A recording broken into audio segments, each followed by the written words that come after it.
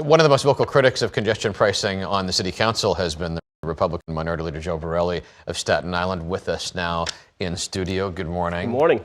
How was your trip in? What are your thoughts? It was lovely. Thanks very much.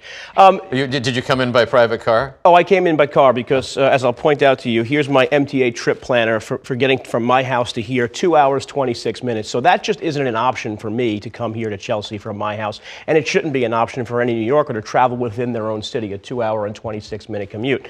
But I want to start with congestion pricing. Three things. You mentioned already one of them. No conversation about this policy can exist without mentioning the pause, because that was the most deceptive and dishonorable thing any government official has done in my 20 years in government, to deceive the voters, to promise them or to indicate to them that something would go in one direction, and then right after the election, slip the rug out from under them and say it's actually the opposite of what we said. But do you think it made any difference in the election? The election didn't go her way, really. The results matter less than the honor of those people who were telling us that they're going to pause it because of the burden on New Yorkers. Number two, the affordability and inflation issue. New Yorkers, for 2 years, told pollsters that affordability and inflation is their number one issue. It's the hardest challenge they have as New Yorkers.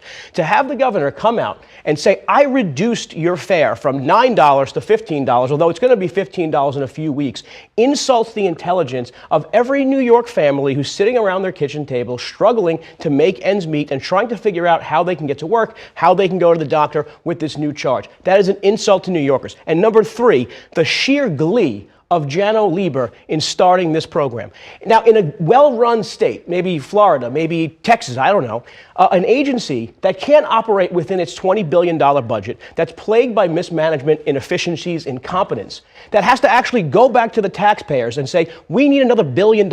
In a normal world, that would be met with apologies and I'm sorry, or as Richie Torres actually put it, maybe sort of an acknowledgement that this is a necessary evil. Instead, we got Janno Lieber cheering on the fact that he is going to screw countless millions of New York and New Jersey and Connecticut households. Do you put no stock in the cost of people sitting in traffic for an hour? So I brought some receipts here. So Okay. in London, right, because I'm sick of just hearing the bull on this, Pat. Okay. In London, in 2001, the year it was announced, the congestion pricing, you'll notice it's a flat line. There were 20.3 billion vehicle miles traveling in London. In 2019, just before the pandemic, there were 20.3 billion miles traveled by personal vehicles, trucks, and traffic in London. This is a hoodwink. And then to get it even deeper, But wait. The point you're... Okay, go ahead. London gets better in Kensington and Chelsea, in one of the boroughs in the heart of the congestion zone. That point is stipulated. They got a 10% reduction of traffic. On the east end of London, where I like West Ham, so I support the east end, Newham, a 5% increase. So the cars didn't decrease overall in London. They just shifted. In fact, the Brits, they have a term for it called rat running. They have mind the gap, they have use the loo. They also have a term called rat running. That's the term they gave for people who are avoiding the congestion charge and going to other parts of London and actually causing more congestion. Well, and that is something that we're going to be talking about with Janno, because we have already seen and talked to a lot of people right outside the zone with the parking and the avoiding. Don't let him say this is a policy that reduces congestion. It reduces congestion for some people, not all. Okay. It reduces pollution for some people, not all. I don't have the buzzer in my ear, so I'm sure they're telling me to stop. Okay, final question, because we're not going to be able to completely relitigate all of this. Let's do that. But if this toll is in effect, what is the ask for someone, in your community on Staten Island?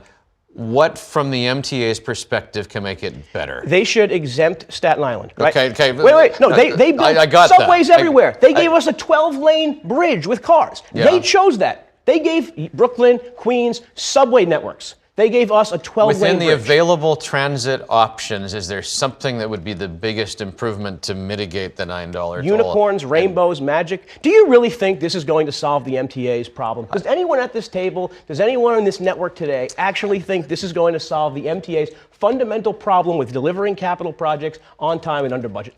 I challenge them. Joe Borelli, thank you. Anytime.